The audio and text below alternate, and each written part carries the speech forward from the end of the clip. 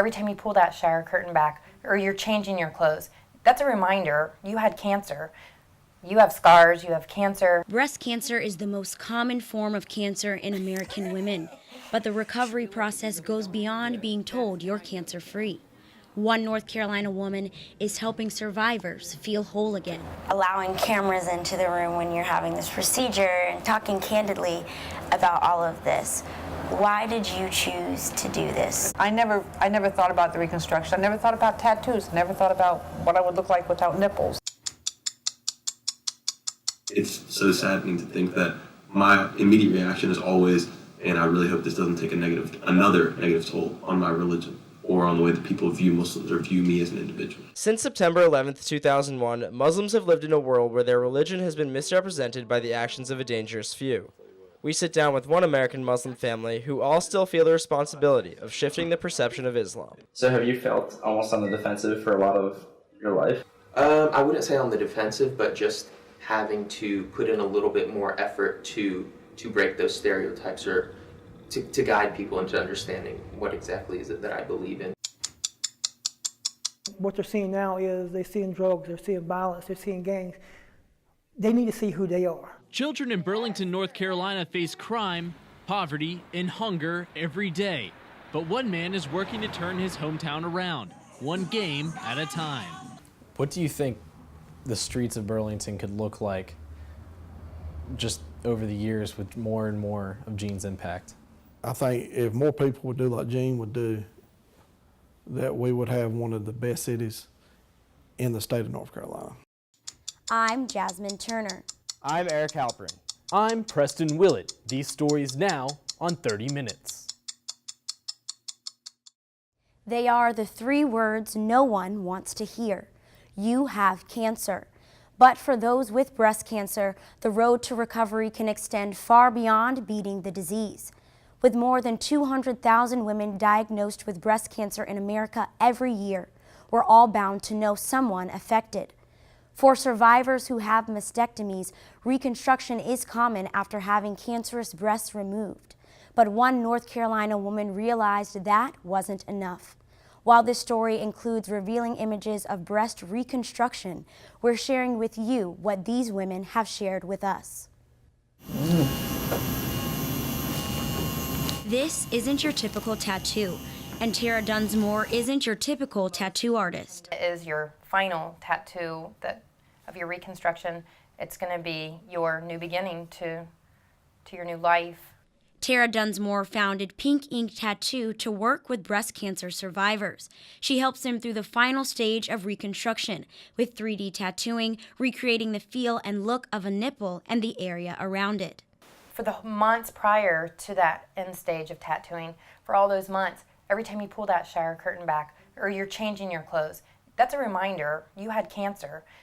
You have scars, you have cancer. The American Cancer Society says that in 2014, more than 7,000 women in North Carolina were diagnosed with breast cancer.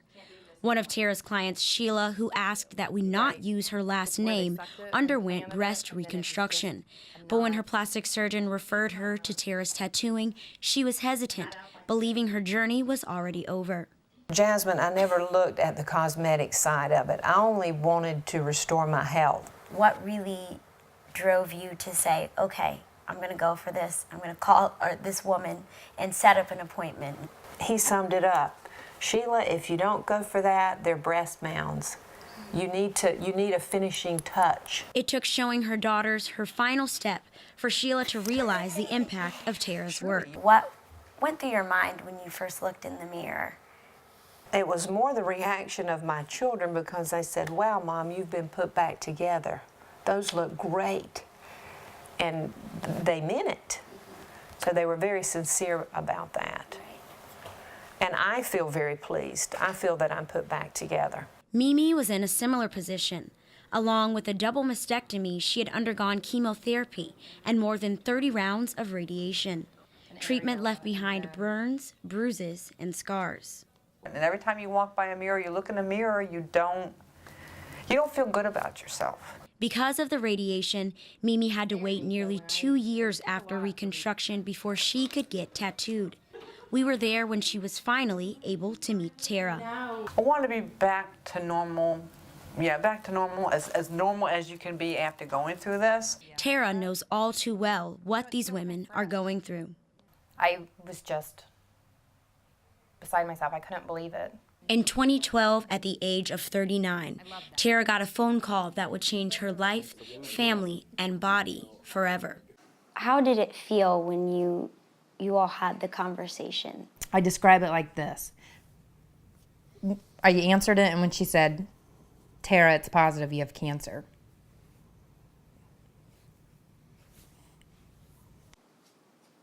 Take your time.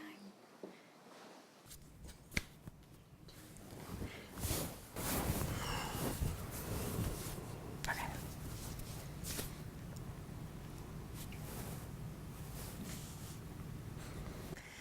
It feels like you're in like a hot tornado.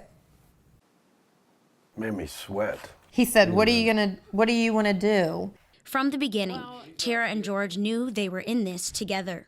I'm just glad that she was wanting to be aggressive and go after it, and because I'm think the same kind of way. If it ever happened to me, I'd be like, cut it off, get it out. Let me live. Tara opted to get a bilateral mastectomy. The operation physically and emotionally took a toll on the couple and their children. It breaks you down. It breaks you down every day. It breaks you down every minute. After surgery, Tara's breast cancer was in remission, but her recovery was far from over. Did you ever have those moments where you thought, I'm losing a part of myself as a woman? Oh, yeah. So when I had this and I decided to have the bilateral mastectomy and I was going through that, and I had the option, thankfully, to do reconstruction immediately. And, you know, at first I thought, do I deserve that? As she began to heal, Tara's next steps were to reconstruct her breast, but the process was incomplete without proper nipple reconstruction and tattooing, something her plastic surgeon, Dr. Jeremy Pyle, said was nearly impossible. And she was at that point, and she said, all right, Dr. Pyle, who in Raleigh is the best at 3D tattooing? And I said, nobody. Like, that's not a person. There isn't a person who's exceptionally good at that I know of. And she said, well, where can I go? And I said, I don't know. Knowing there was no one in the Raleigh area who could help, Tara decided to become a certified 3D tattoo artist, specializing in nipple tattooing and scar camouflaging. From there, Pink Ink Tattoo was born. It wasn't my idea. It wasn't her idea. It was her recognizing a void in people's lives who had gone through this in Raleigh or in the Triangle and wanting to fill that void. Pink Ink Tattoo is less than a year old, but so far Tara has tattooed more than 30 women. And unlike other business owners, Tara and George aren't focused on the bottom line. It's not driven by business. It's driven by compassion and love. Absolutely. Tara knew that it was the final step of tattooing that made her reconstructed breast feel normal again. Well, the day I had my tattoos, my mom came over and she said, oh, I want to see. And as soon as I unzipped my jacket, my stomach dropped and I felt embarrassed. And I was like, oh my gosh, I haven't felt this in over a year. Like I'm embarrassed. You know, I felt like I did before. And that's a great feeling. It's the same feeling Tara tries to give every woman who sits in her chair. I look a lot better and look more natural. So it's truly amazing. I think it's important for a woman to be able to look in the mirror, and though it doesn't look 100% like I did before, I still look like a woman. We checked in with Mimi 2 months after her procedure. While the journey was a personal one captured by our cameras, she hopes her story inspires other women. People could say that this is bold, allowing cameras into the room when you're having this procedure and talking candidly about all of this. Why did you choose to do this? You're blindsided, and everything is a step in a procedure, and there's so much at the time that you're going through this that you're not thinking about. I never thought about the reconstruction. I never thought about tattoos. I never thought about what I would look like without nipples. I just, you don't think about those things.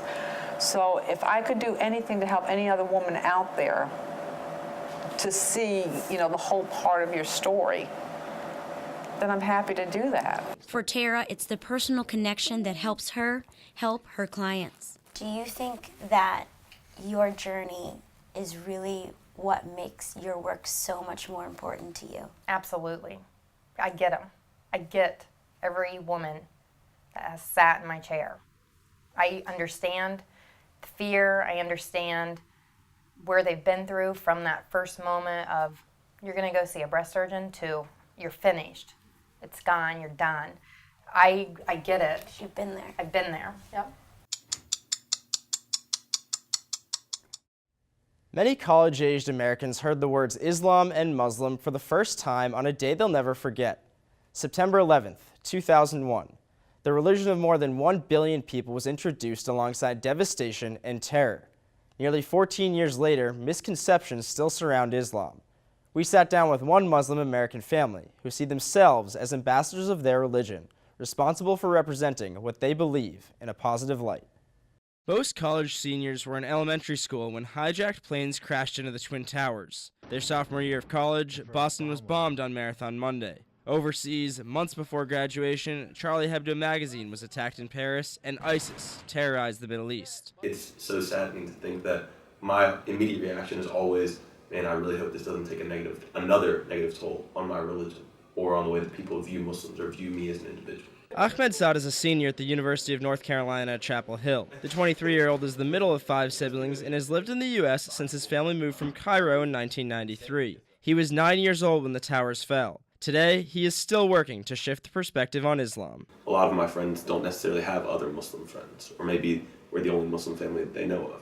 So it's important for me, at least, to have them over to our house, to show them around, and to, I guess, make it clear that whatever image they might have had of Muslims based on what they've seen on the news or based on what they've heard or whatever, that's not necessarily true. Ahmed's older brother Mohammed sometimes finds predetermined judgments in conversations with people he's just met. So have you felt almost on the defensive for a lot of your life?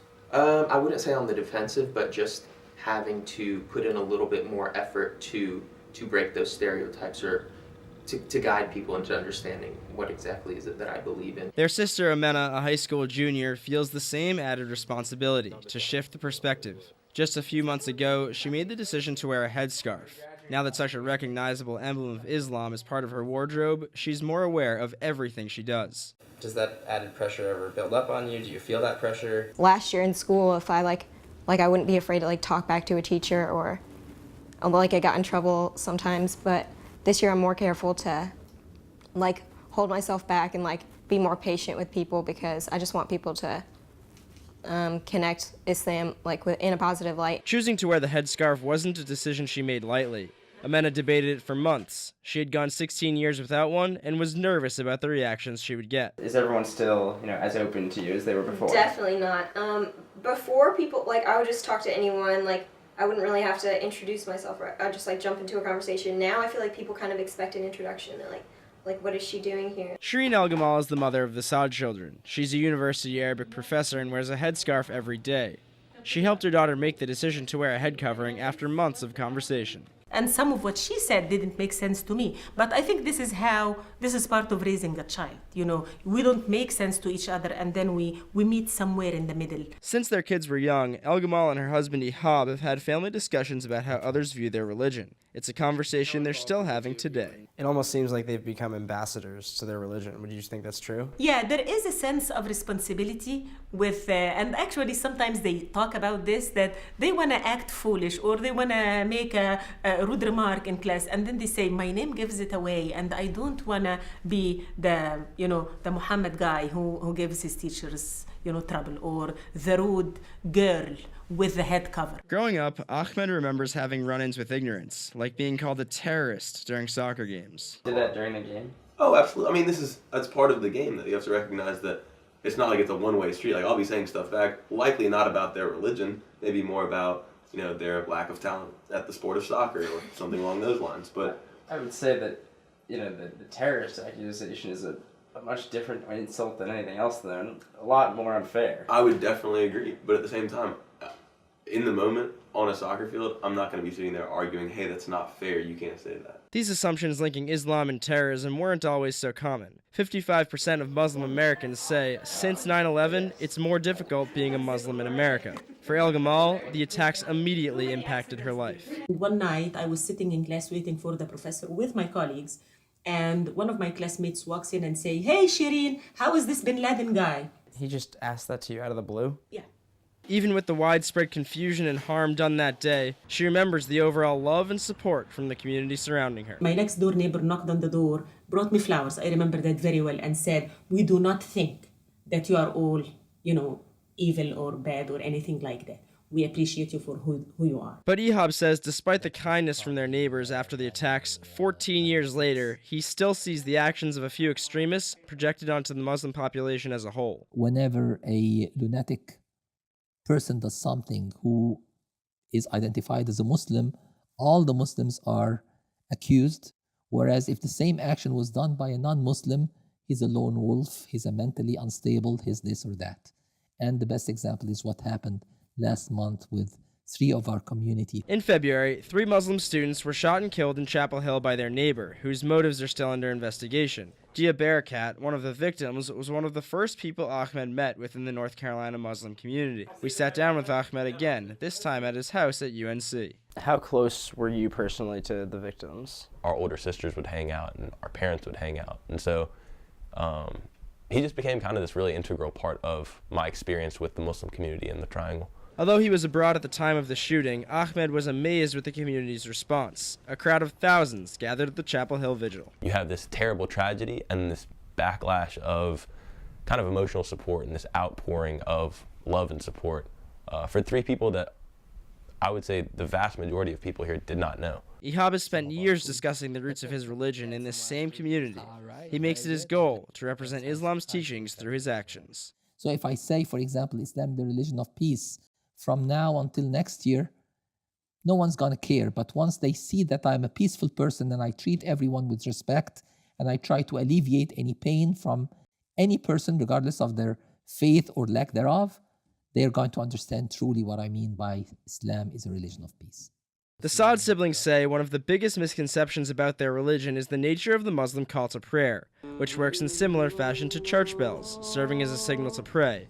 But some associate it with violence. Really, any movie within the context of the Middle East, why is it that when you hear the call to prayer in these movies, it's almost foreshadowing of something bad about to happen? And this is a pretty common trend. You can see this in almost any film that you watch in that context. This was in a Scandal episode 2 weeks ago when she was taken by some secret society, and in the background you could hear the call to prayer. In January, Duke University made national headlines when the school decided it would broadcast the call to prayer each week, but then reversed the decision after receiving a flood of backlash. Obviously, there's no backlash for church bells ringing. Right. But why is there backlash for the call to prayer?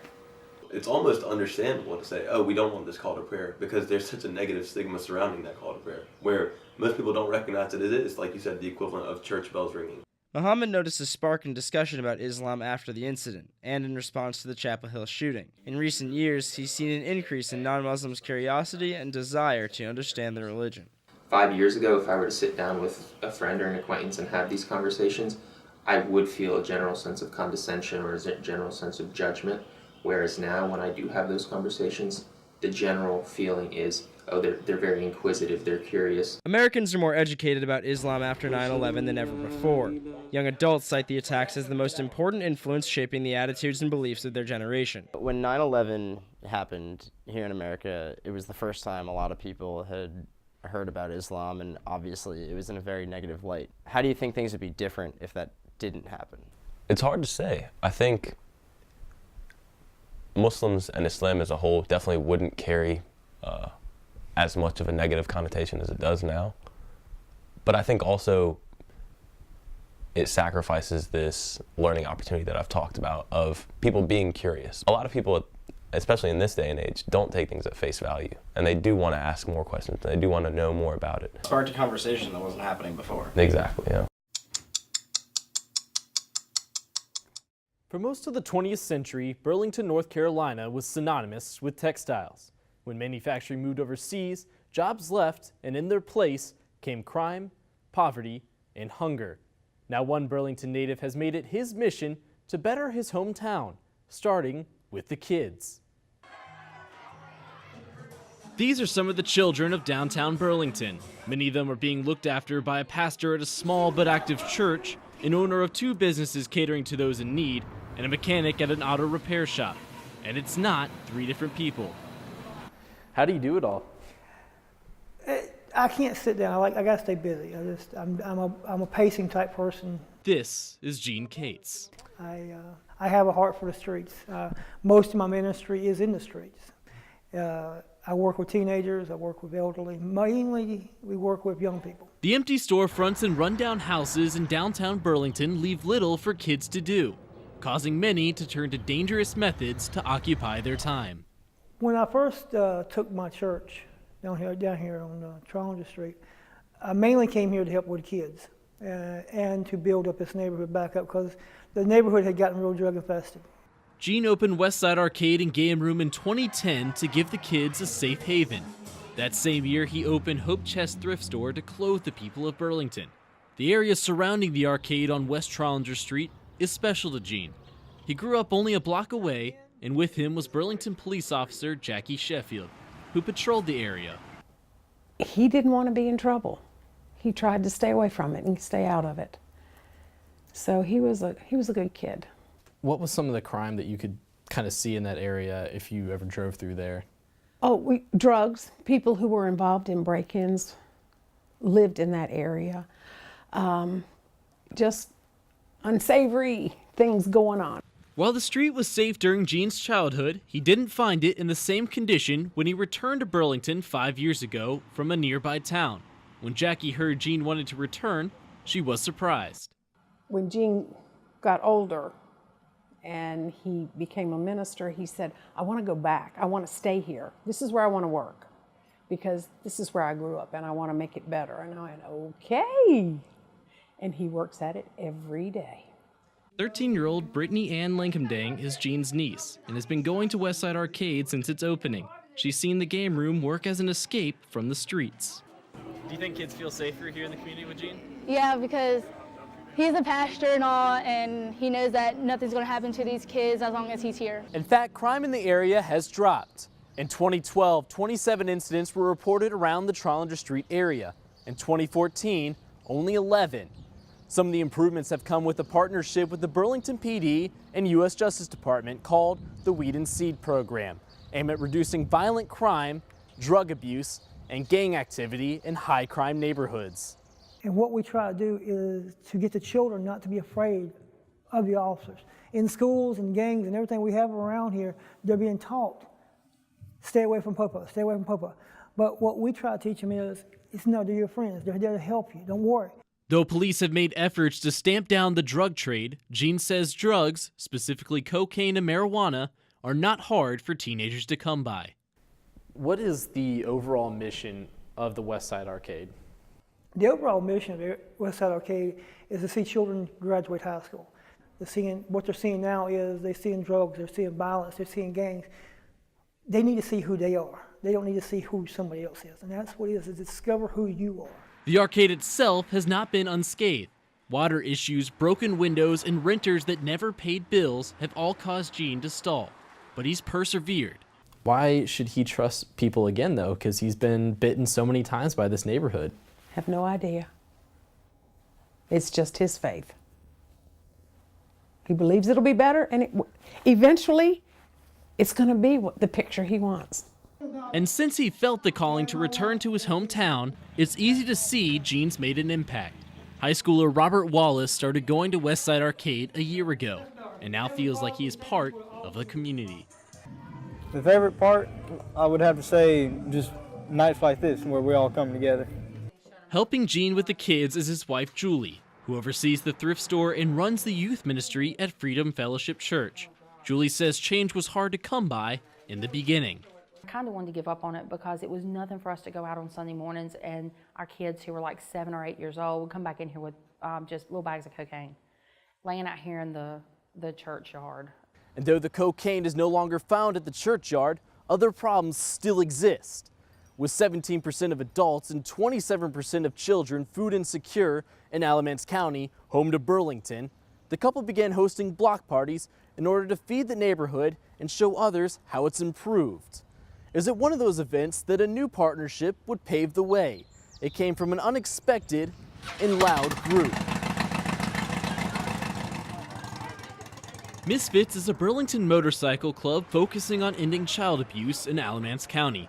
Jeff Turbeville, who started going by the nickname Clean after he kicked his drug habit, is the president of Misfits. He puts everybody before himself. He was feeding people at his church. He was the very last person to get in line. It didn't matter. He won't go.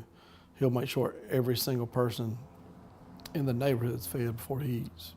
And with a quarter of Alamance County children living in poverty, 4% higher than the national average, it's important for the kids to have somewhere to turn. Do you think he's giving them an opportunity to do that now, to make it out of this neighborhood, to go on to bigger and better things? If they make any effort at all, he's there. He's helping, he's pushing, yes. In order to distract the kids from the problems within the neighborhood, Gene is letting them invest in the arcade, one picture at a time. And you say that all this on the walls is from the kids that come here? Yeah, everything you see in here, from all the way around the walls to even on the outside, teenagers, kids came in and did.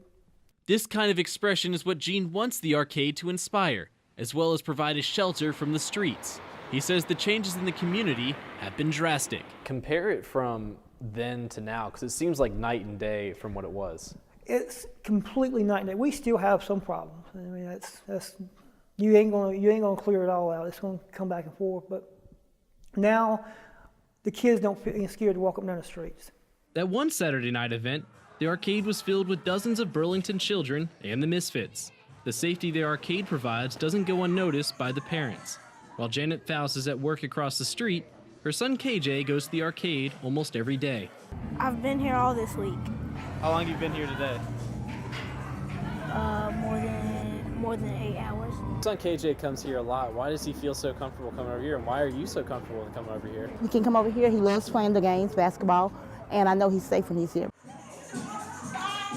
I've been here, like I said, 10 years this past Monday, and I feel safe here. I'm here sometimes late, and lots of times Pastor Gene is still over here. These feelings are reciprocated beyond his neighbors and family. He is my Savior. I can say that. You truly believe that? I truly believe Gene is my Savior. What do you think the streets of Burlington could look like just over the years with more and more of Gene's impact? I think if more people would do like Gene would do, that we would have one of the best cities in the state of North Carolina. Short term, Gene just wants the kids to have a place to go, away from the poverty and drugs. How does that make you feel to know that you've had such a big impact in this community that you grew up in, that now, you know, the streets are getting cleaner just from your presence being here? It's a great feeling, but it's also a feeling that you try to look at and say, well, we all did it together. From the smallest kid to the oldest adult, we all did it together.